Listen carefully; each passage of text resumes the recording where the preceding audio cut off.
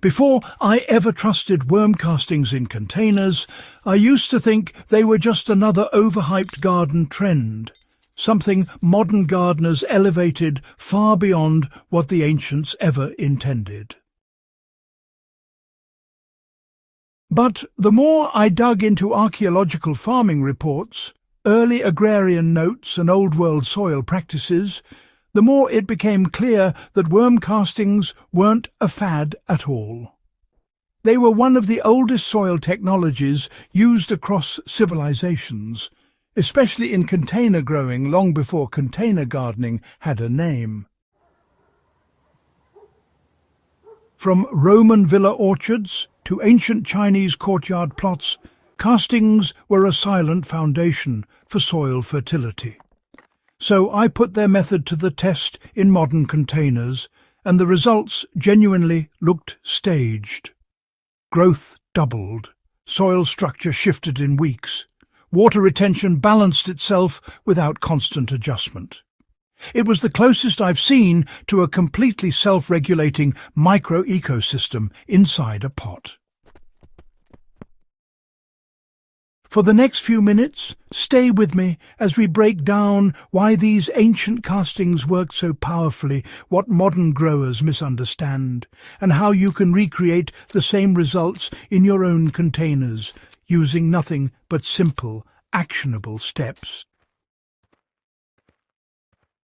The reason ancient castings outperform modern soil mixes is rooted in microbial dominance. When ancient farmers used worm castings, they weren't chasing nutrients the way modern fertilizer labels push us to do. They were cultivating dominance, microbial dominance. Castings contain bacteria and fungi that have already passed through the gut of the worm, meaning they've been selected, stabilized and multiplied.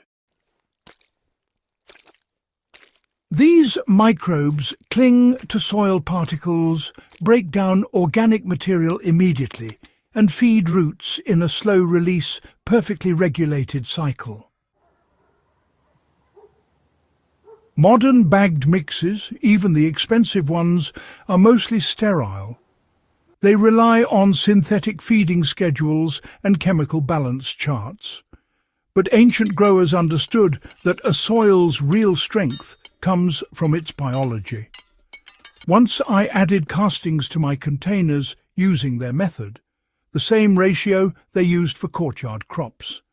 The potting soil transformed from lifeless substrate to breathing earth. You know, roots didn't search for food. Instead, food found the roots. That difference alone, honestly, explains the dramatic growth I recorded. The key to using ancient-style castings in containers, well, it's all about replicating their layering technique. One reason, really, that many people don't see results with worm castings is because they simply sprinkle them on top or mix them lightly into the soil. That's not how ancient growers did it. Archaeological soil samples consistently show a layering method. Castings were placed beneath the root zone, not directly on top of it. This created a living reservoir that roots grew down into, similar to how they reach rich humus layers in the wild. To apply this method today, fill your container halfway with your base mix, then add a 2-finger-deep layer of pure castings. Water this layer lightly so the microbes activate, then fill the rest of the pot with soil and transplant your seedling. What happens next looks staged, but isn't. Roots reach the castings layer around week 2. And from that moment forward, the plant hits a different growth rhythm. Stems thicken faster, leaves darken, soil moisture begins evening out. This wasn't luck. It was the ancient method functioning exactly as it was meant to. The reason container plants recover faster with castings is the buffering effect on water and disease. This is something early Asian terrace growers understood extremely well. Castings act as a buffer, meaning they control not just nutrients, but also water and pathogens. When water enters the soil, castings absorb it slowly, hold it, and release it without creating soggy pockets. This prevents root rot better than any modern additive I've tried. When disease spores enter the root zone, the microbes in the castings outcompete them instantly. They take up space, consume available carbon, and deny pathogens a foothold. I tested this with 2 identical tomato seedlings, one with castings layered, one without. When a bout of root fungus hit after a rainy week, the seedling without castings wilted and collapsed within days. The one with castings didn't even flinch. If you're growing in containers in a humid climate, where, fungal issues really thrive, castings give you the protection that ancient growers relied on long before chemical fungicides existed.